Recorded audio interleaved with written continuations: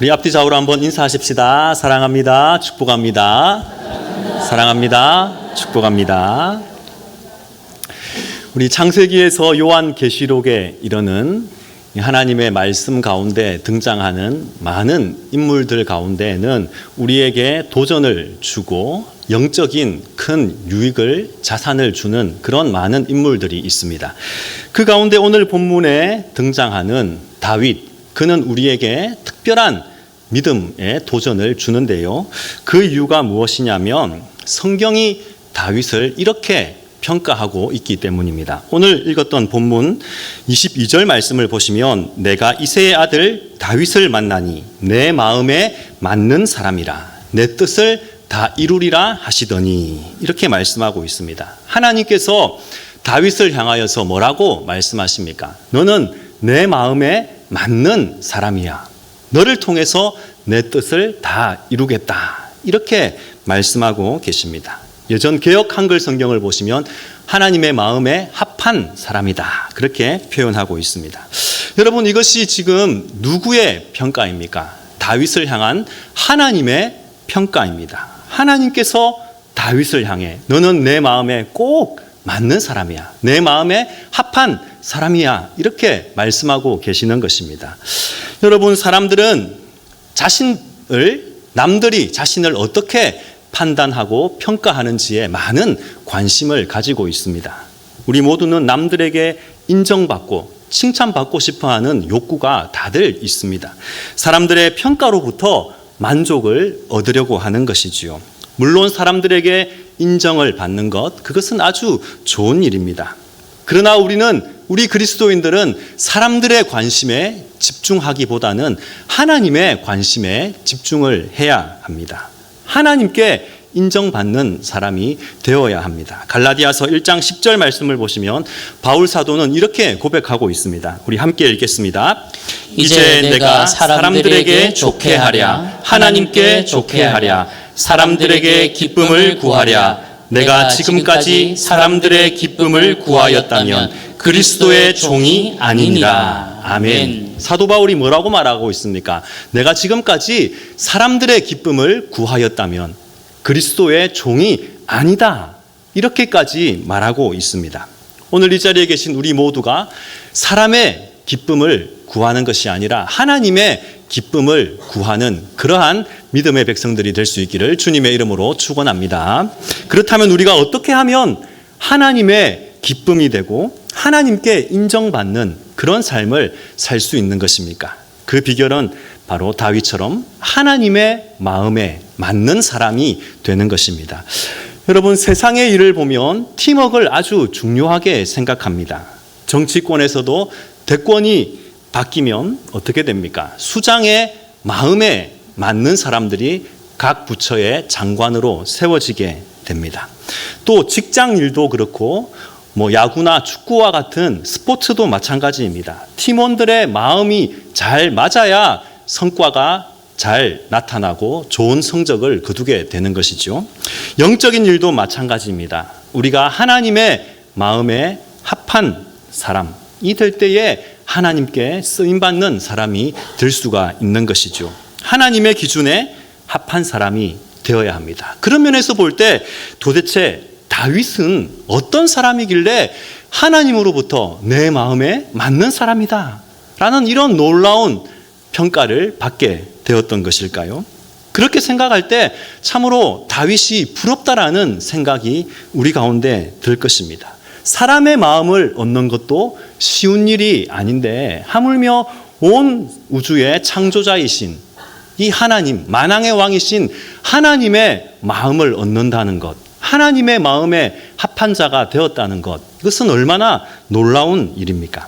오늘 말씀을 통하여서 다윗의 어떤 삶이, 어떤 모습이 하나님의 마음에 합하게 되었는지 살펴보고 우리도 다윗과 같이 하나님의 마음에 합한 사람이 되어서 하나님께 귀하게 쓰임받는 자가 되기를 결단하는 마음으로 말씀 앞으로 나아가도록 하겠습니다. 먼저 다윗은 어떤 사람이었습니까? 다윗은 믿음의 사람이었습니다. 히브리서 11장 6절 말씀을 보시면 믿음이 없이는 하나님을 기쁘시게 하지 못한다라고 말씀합니다. 자, 이 말씀을 반대로 하면 하나님을 기쁘게 하는 것이 무엇이라는 것입니까? 믿음이라는 것이죠. 믿음. 오직 믿음이 하나님을 기쁘시게 한다라고 말씀하고 있습니다. 우리의 어떤 행위나 의로움들, 그것이 하나님으로부터 마음에 합한 자라고 판단받는, 평가받는 것이 아니라 오직 하나님을 향한 우리의 믿음, 그 믿음을 보시고 하나님께서 우리를 향해서 너는 내 마음에 합한 사람이야, 이렇게 평가하신다는 것입니다. 예수님께서 이 땅에 계실 때 공생의 사역 동안 몇몇 사람들을 칭찬하신 적이 있습니다. 이 사람들이 칭찬을 받았던 이유는 다른 그 무엇이 아니라 그들의 믿음 때문이었습니다. 마태복음 8장을 보시면 한 백부장이 나옵니다. 그 백부장이 자신의 종이 중풍병이 들어서 매우 어려움 가운데 있었습니다. 그리하여서 이 백부장이 예수님을 찾아와서 우리 집 하인을 좀 고쳐주십시오, 그렇게 말씀드렸을 때 예수님께서 내가 가서 고쳐주겠다, 이렇게 말씀할 때 백부장이 뭐라고 말합니까? 주님께서 우리 집에 오시는 것을 감당할 수 없습니다. 그저 말씀만 하십시오. 이곳에서 말씀만 하셔도 제 하인이 나을 줄 믿습니다, 이렇게 말합니다.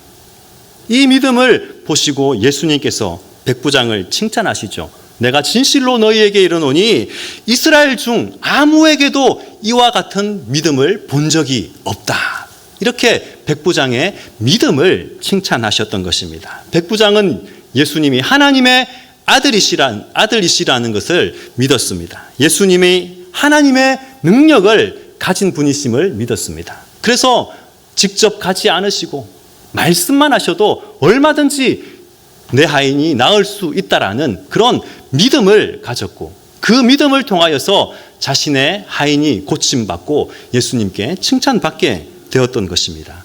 또 마태복음 15장을 보면 가나안 여인이 나옵니다. 이방 여인이죠. 이 여인의 딸이 흉악한 귀신에 들리게 됩니다. 그래서 예수님께 요청을 하죠. 그런데 예수님께서 아주 의외의 반응을 보이십니다. 이 여인을 무시하시더니 급기야 개 취급을, 짐승 취급을 하시는 것입니다. 이런 모욕을 받고서도 이 여인은 물러서지 않습니다. 예수님께서 매달려 이렇게 말합니다. 개들도 제 주인의 상에서 떨어지는 부스러기를 먹습니다. 이 부스러기 은혜라도 저에게 좀 주십시오, 이렇게 간구하죠. 이 믿음을 보셨던 예수님께서 뭐라고 말씀하십니까? 여자여 내 믿음이 크도다, 내 소원대로 되리라, 이렇게 말씀하십니다. 이방 여인이었지만 그가 가진 믿음을 통하여서 하나님의 역사하심을 경험할 수가 있었던 것입니다.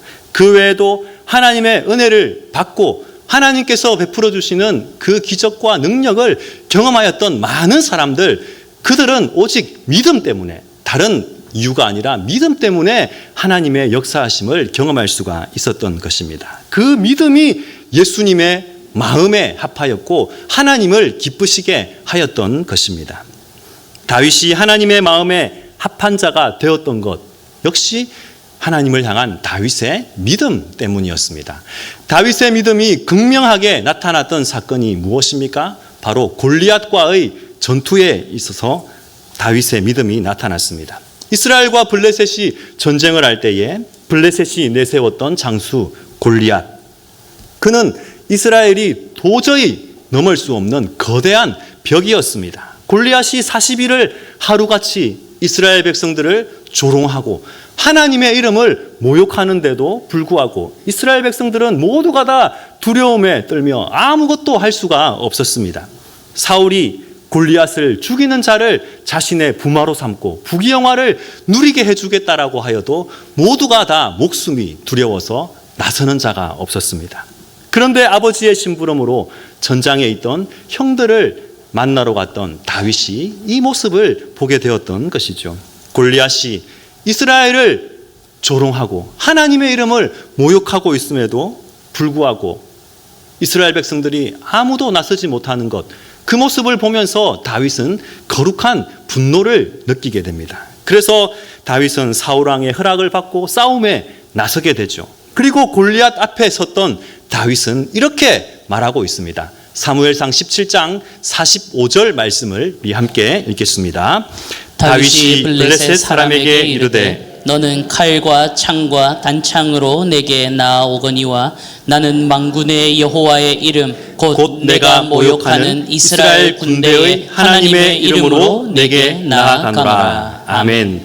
다윗은 뭐라고 고백하고 있습니까? 칼과 창과 단창으로 전쟁에서 승리하는 것이 아니라 하나님의 이름을 믿고 의지하는 자가 승리하게 된다라는 것을 고백하고 있는 것입니다. 그 믿음의 눈으로 골리앗을 바라보니 아무것도 아니더라는 것입니다. 아무리 갑옷으로 무장을 하고 창과 칼을 가지고 있는 거인이라 할지라도 그가 전혀 두렵지 않았다라는 것입니다. 하나님의 이름으로 나아가면 반드시 이긴다는 이 믿음이 다윗에게 있었던 것입니다. 이때부터 다윗은 사람들에게, 백성들에게 알려지기 시작하였고 신망을 얻어서 결국 이스라엘의 왕으로 추대받게 되죠. 대대로 다윗의 가문이 복을 받게 된 것도 하나님을 향한 이 다윗의 믿음에 있었던 것입니다. 성도 여러분, 우리가 하나님의 마음에 맞는 사람이 되기 위해서 우리에게 무엇보다 필요한 것은 믿음이라는 것을 우리는 기억해야 합니다. 어떤 형편과 상황 가운데서도 하나님이 나의 편이 되시고 나의 도움이 되시고 나의 구원자이심을 믿는 그 믿음을 가지고 하나님 앞에 나아가는 자를 하나님께서는 내 마음에 합한 자다 이렇게 말씀하시고 칭찬하시고 그런 사람을 통하여서 하나님의 뜻을 이루어 가시는 것입니다. 그러므로 우리는 항상 우리의 믿음을 점검해야 합니다. 나의 믿음이 지금 어디쯤에 있는지, 나의 믿음이 과연 하나님을 기쁘시게 하고 하나님의 마음에 합한 믿음인지 우리 모습들을 점검해 보아야 한다는 것입니다.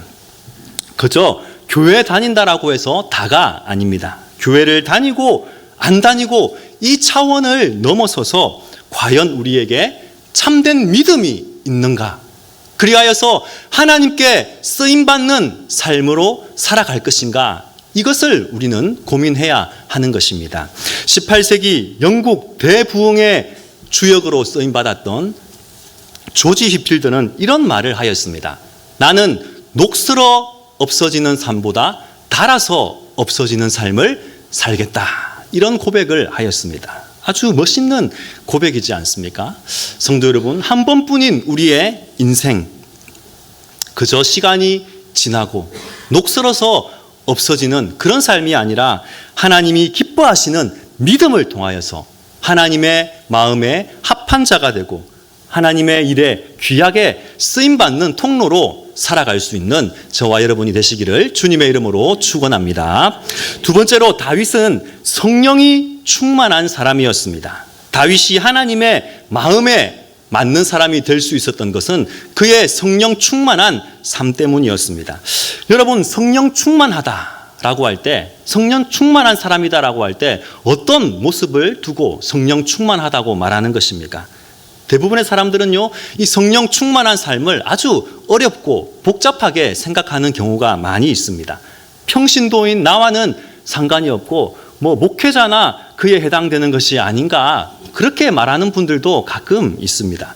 그러나 여러분, 성령 충만하다는 것은요, 무슨 방언을 해야 한다거나 뭐 예언의 은사가 있다거나 뭐 신유의 은사가 있어서 능력을 나타내는 그런 사람들이 성령 충만한 것이 아닙니다. 물론 성령 충만한 것의 한 지표가 될 수도 있겠지요. 그렇지만 여러분, 성령이 충만하다는 것은 바로 하나님의 인도하심을 날마다 받으며 살아가는 삶을 말합니다. 늘 성령님께 묻는 가운데 성령님께 지혜를 구하고 성령님의 인도하심대로 살아가는 삶, 그것이 바로 성령 충만한 삶이라는 것입니다. 모든 삶의 선택의 문제에 있어서도 늘 하나님께 묻고 하나님께 엎드리고 하나님의 뜻을 구하며 살아가는 삶, 그것이 바로 성령 충만한 삶이라는 것입니다. 사무엘상 16장 13절 말씀을 우리 함께 읽겠습니다. 사무엘이 기름불병을 가져다가 그의 형제 중에서 그에게 부었더니 이날 이후로 다윗이 여호와의 영에게 크게 감동되니라. 아멘. 사무엘이 다윗에게 기름을 부었습니다. 그리고 그날부터 다윗이 하나님의 영에 크게 감동이 되었다라고 말씀하고 있습니다. 그날부터 다윗은 성령의 감동을 받으며 살았습니다. 그리고 성령의 감동을 받았던 다윗에게 나타났던 한결같은 삶의 패턴이 있습니다. 지금부터 몇 구절을 살펴볼 텐데요. 이 구절들의, 이 말씀들의 공통점이 무엇인지 한번 살펴보시기 바랍니다. 우리 사무엘상 23장 2절부터 한번 쭉 띄워주십시오. 우리 함께 읽겠습니다. 이에 다윗이 여호와께 묻자와 이르되 내가 가서 이 블레셋 사람들을 치리이까? 다윗이 여호와께 다시 묻자온대 여호와께서 대답하여 이르시되 일어나 그일라로 내려가라. 다윗이 여호와께 묻자와 이르되 내가 이 군대를 추격하면 따라잡겠나이까? 계속해서 읽습니다. 사무엘하 2장 1절입니다. 그 후에 다윗이 여호와께 여쭈어 아뢰되 내가 유다 한 성읍으로 올라가리이까? 다윗이 하나님께 물어 이르되 내가 블레셋 사람들을 치러 올라가리이까? 아멘. 아멘. 여러분, 이 구절들 가운데 공통적으로 나오고 있는 부분이 무엇입니까? 하나님께 묻자온대. 하나님께 묻자온대. 다윗이 여호와께 묻자와 이르되. 이 부분이 계속해서 반복되어 나오는 것을 볼 수 있습니다. 다윗은 늘 하나님께 물어보면서 모든 선택을 내리고 결정을 하였다라는 것입니다. 크고 작은 일에도 자신의 지혜로, 자신의 능력으로 얼마든지 해결할 수 있을 것 같은 그 모든 일에도 다윗은 늘 하나님께 묻고 하나님의 인도하심을 구하였다는 것입니다.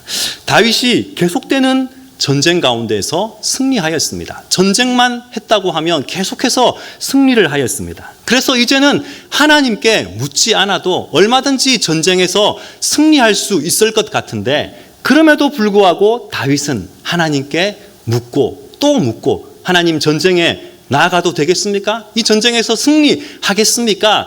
계속해서 하나님께 묻고 있는 것입니다. 다윗이 하나님의 마음에 합하였던 이유, 이것이 바로 늘 하나님께 묻고 하나님께 기도하고 엎드리며 하나님의 뜻을 구했던 이 삶에 있었던 것입니다. 성도 여러분, 하나님의 마음에 맞는 삶을 살아가는 것, 그것은 결코 어려운 것이 아닙니다. 복잡한 것이 아닙니다. 하나님께서 우리의 재산을 다 바치라고 말씀합니까? 1년 365일 교회에서 철야를 하라고 말씀하십니까? 그런 것이 아니죠. 다윗처럼 크고 작은 우리의 인생의 문제 앞에서 하나님께 묻고 하나님께 엎드리고 하나님의 인도하심을 구하며 살아가는 삶, 이것이 바로 성령 충만한 삶이라는 것이죠. 우리가 예수님을 구주로 믿고 영접하는 순간 성령께서 우리 가운데 함께 하시고 내주하시죠. 우리 마음속에 계신 성령님께 늘 묻고 우리의 삶의 인도하심을 구하며 나아가는 것, 우리는 이것을 바로 기도라고 합니다. 하루의 삶을 시작하면서 하나님의 인도하심을 구하며 기도하십시오. 또 하루를 마치는 그 시간에도 하나님께 기도하십시오. 정해진 시간, 정해진 장소에서 뿐만 아니라 운전을 하는 중에도, 길을 가는 중에도, 집안일을 하는 중에도 우리는 얼마든지 하나님께 묻고 기도할 수 있습니다. 또한 큰 문제를 만날 때뿐만 아니라 아주 사소한 문제 앞에서도 우리는 시시때때로 하나님께 기도하면서 주님의 음성을 듣고 주님의 뜻대로 살아가는 성령 충만한 삶을 살아갈 때, 그것이 바로 하나님의 마음에 합한 삶이 되는 것입니다. 여러분, 다윗이 일평생 살아가면서 가장 두려워했던 것이 무엇인지 아십니까? 사울의 미움을, 사울의 시기를 받아서 도피하던 그 시간이 아니었습니다. 아들 압살롬에게 반역을 당하였던 그 아픈 시간이 아니었습니다. 전쟁에서 패배하는 것도 아니었습니다.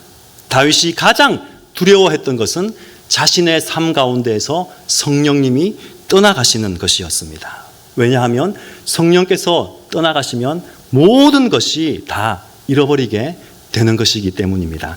다윗이 자신의 충성스러웠던 부하였던 우리아의 아내를 밧세바를 취하는 죄를 범하게 되죠. 그 죄를 짓고 난 이후에 다윗은 하나님 앞에 회개의 기도를 합니다. 그때 지었던 시가 시편 51편이죠. 시편 51편 11절을 보시면 다윗은 이렇게 고백하고 있습니다. 우리 시편 51편 11절을 함께 읽겠습니다.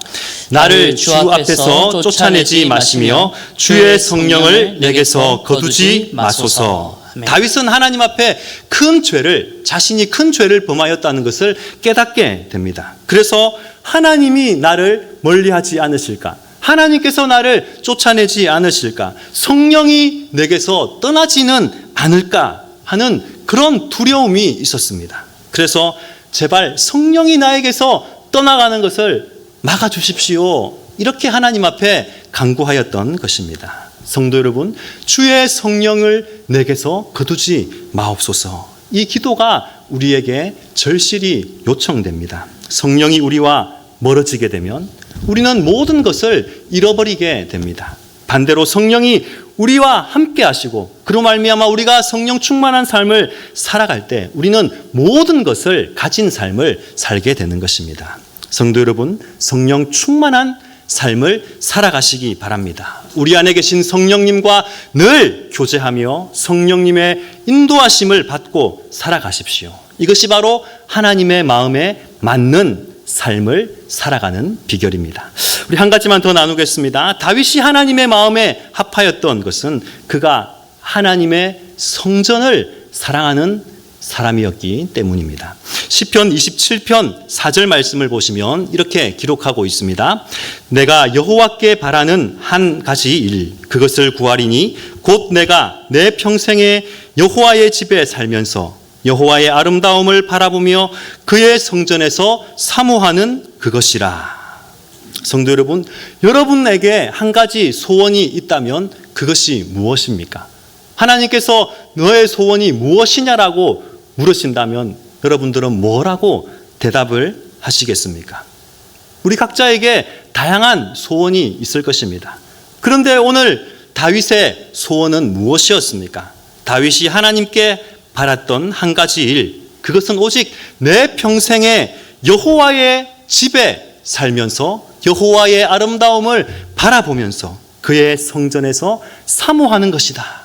이렇게 고백하고 있습니다. 하나님이 계신 그 성전을 사모하고 그곳에서 하나님의 임재를 누리며 살아가는 것, 이것이 바로 다윗의 소원이었던 것입니다. 참으로 아름다운 소원이지 않습니까? 다윗은 자신은 백향목 궁전에서 좋은 집에서 살고 있었지만 하나님의 언약궤가 장막 아래 놓여 있는 것을 보면서 안타까운 마음을 가집니다. 그래서 성전을 짓고자 결심을 하게 되죠. 그런데 하나님께서는 이것을 허락하지 않으시고 다윗의 아들 솔로몬 때에 성전을 짓게 될 것이다라고 말씀하셨습니다.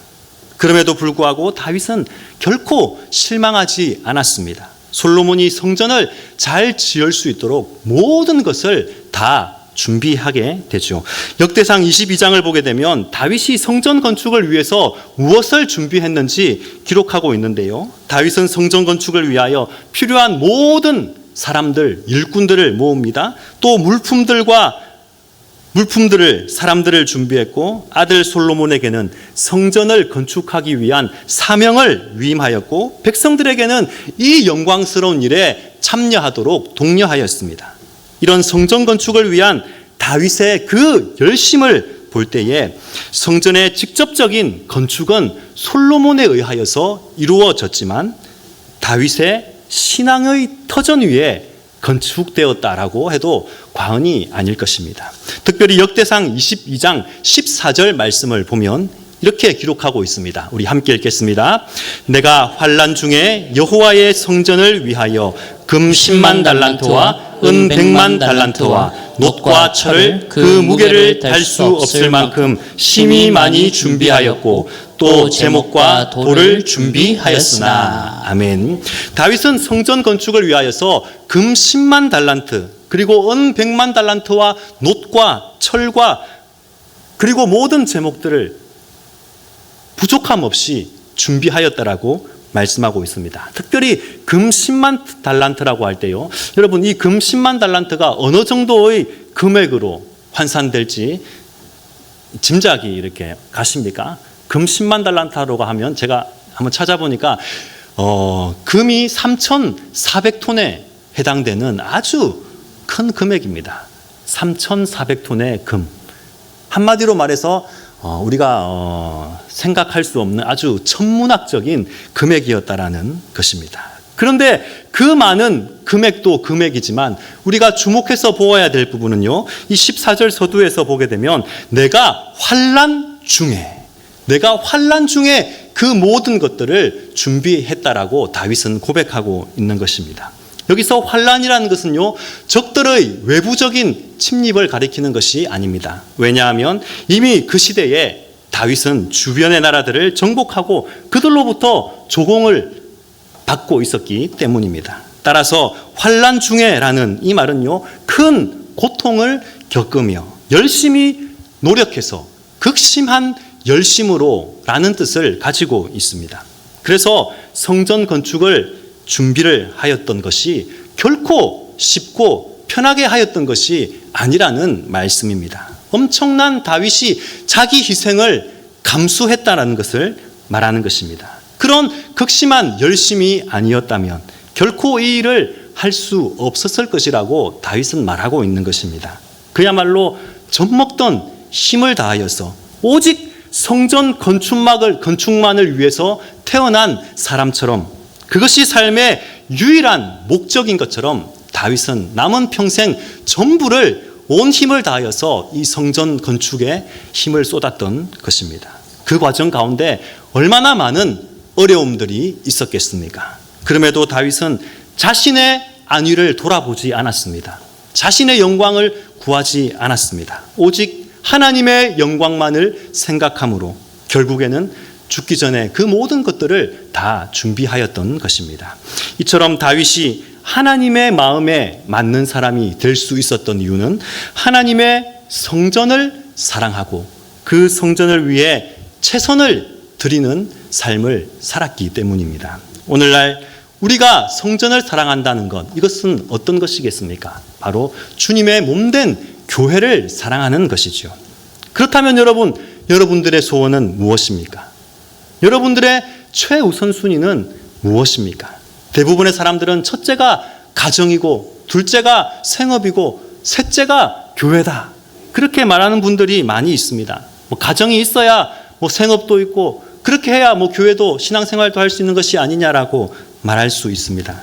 그러나 하나님의 마음에 맞는 사람이 되기 위해서는 우선순위를 바꾸어야 합니다.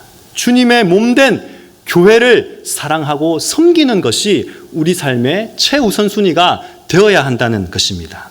여러분, 이 말씀은 결코 우리의 가정을, 생업을 등한히 여겨라는 말씀이 아닙니다.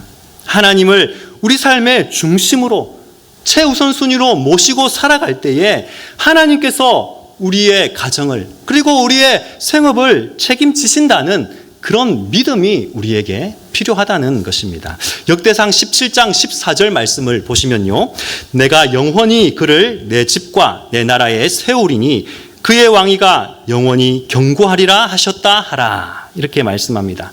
하나님께서 다윗에게 약속하십니다. 무엇을 약속하십니까?